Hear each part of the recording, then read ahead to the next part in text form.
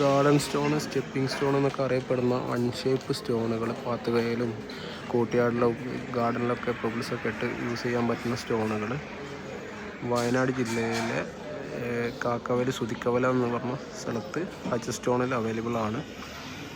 വേണ്ടവർ ഈ നമ്പറിൽ വിളിച്ചാൽ മതി. എല്ലാ മോഡലുകളും ഇവിടെ സ്റ്റോക്കുണ്ട് ഷോപ്പിൽ.